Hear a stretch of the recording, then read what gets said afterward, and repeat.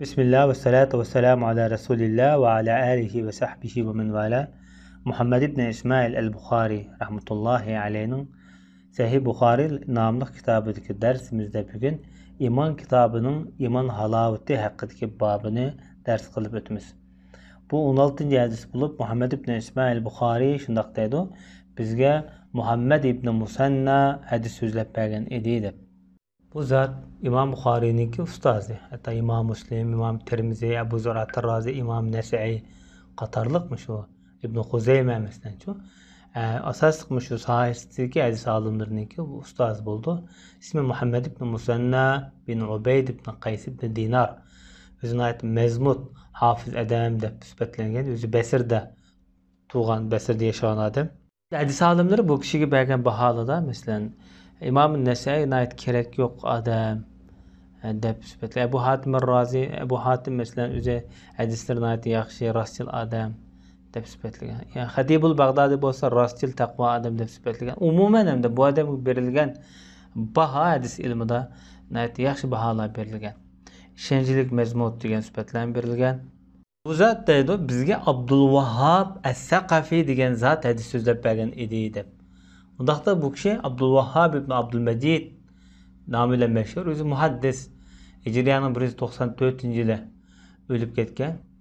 Bu kişinin ayeti köp kişilerden hadis rivayet kılgan.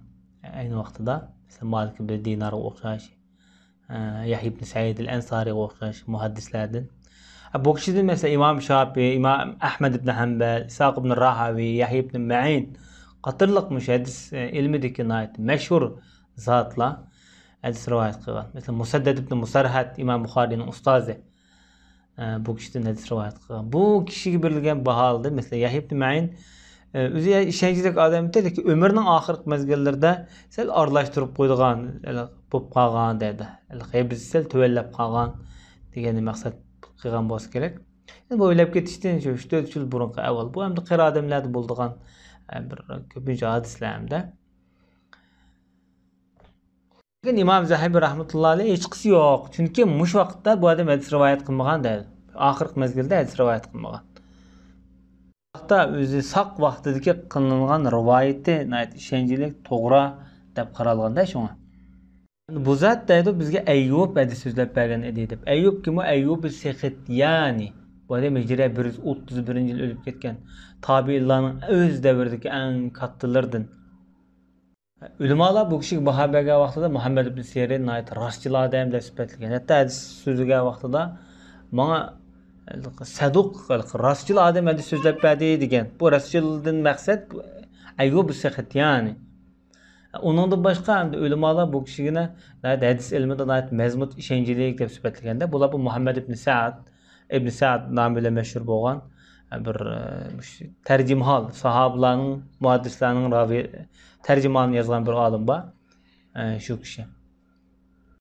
Bu adamı öz devirde ötken ayeti meşhur hem de zahitlardan, takvalardan, abidlardan.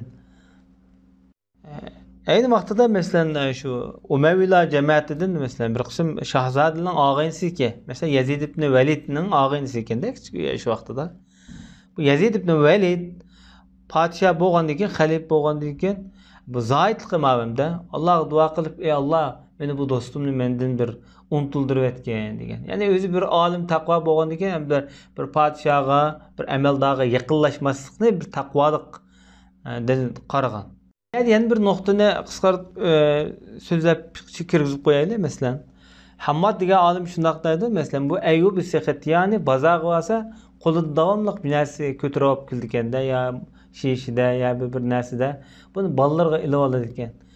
Shuning bilan qo'llanmışlar bir narsa ko'tarib olamsa bolalarga uyanga bozadi desem bu odam shu so'z qilib men Hasanning mundaq deganligini anglagan. Hasan el-Basri bo'lsa kerak.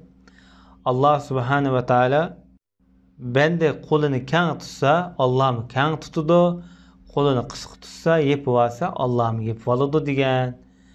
Deb hamda mushu ustozining mushu nasihati bu odamninki davomli oilasi uchun sehi bo'lishga undigan. Demak, salaflar, burun muhaddislar har qanday bir oddiy kichik bir ishlarni qilsa shu ishdan cho'qim ixlos bilan Alloh rizoligini ko'zlab qoladi.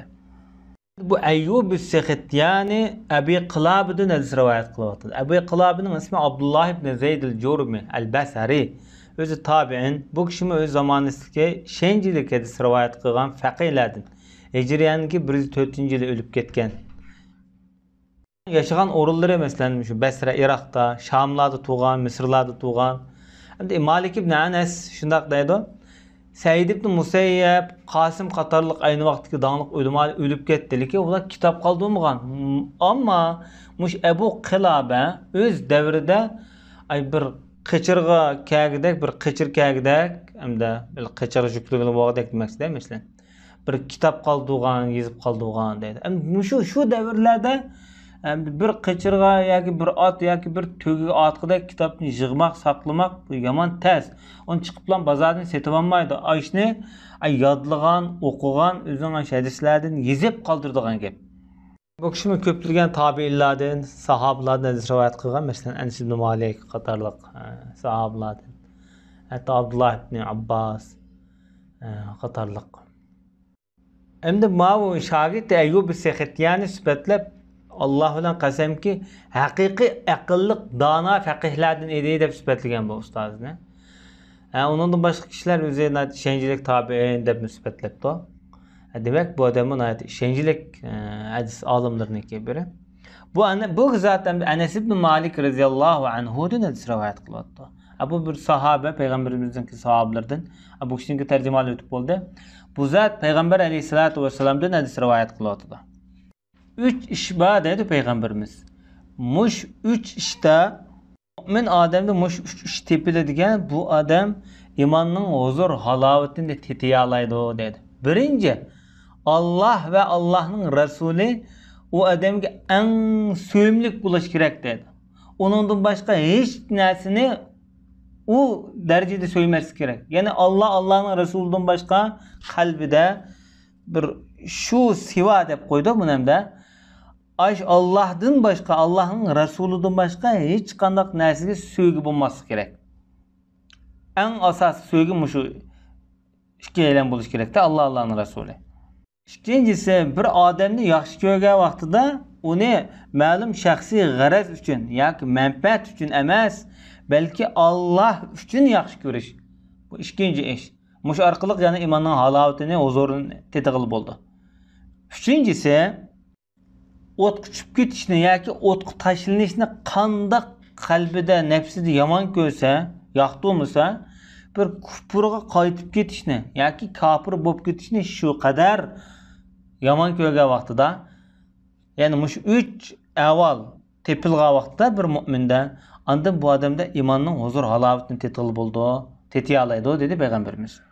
İmam Nevevi rahmetullahi aleyh bu yerdeki imanın halavati deganini tasvirlab, şu taat ibadettin, yaxshi ishlardan huzurini alaydigan, Allah'ın Resulünü razı qılaman degan şu yolda kelgan balay afat, musibatlar, fitna fasatlar, töhmetlar, iftiralarga sabr qila olgan,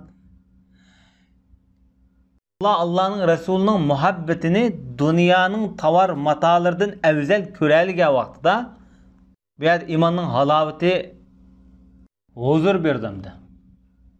Bu yerda hamda halovat degan so'z ko'pincha hamda moddiy narsalarga, masalan, asal, shakar degandek bunda tatliq narsalarga ishlatiladigan bir kalima. Abstraktlik uqum bilan masalan ma'naviy bir ma'noda ishlatganligi bu yerda turmushimizdagi ko'ngan bir huzur orqali hissiy huzurga bir misol ilyotdi bu yerda.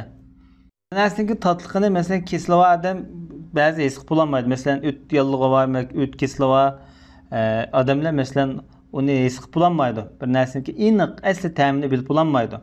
Shunga o'xshash qalbimi insonning qalbi bo'lib, mo'minning qalbi turli qalbiy kasallardan xoli bo'la olgan vaqtida qalbidagi butun kasalni tozalab, Allah'ning Rasuli tozalagan qalbda o'rinlashib, makonlasha olgan vaqtida mush imonniki huzur halovatini tetig'ili bo'ldi. Demek bo'lsa kerak payg'ambar sallallohu alayhi vasallam.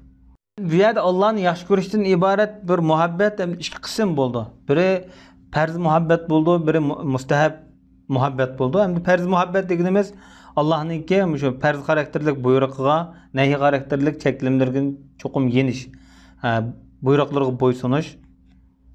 Hep karakterlik muhabbet qaysi degan vaqtda mesela sünnet emeller, nafl emellerge davamlıq izchillik bilan ko'ngil bo'lish, ahamiyat berish. Peygamberimizni yaxshi ko'rish muhabbetimi ana shu yuqorqi muhabbetga o'xshaydi. Ba'zi farzlik, ba'zi mustahablik holatda.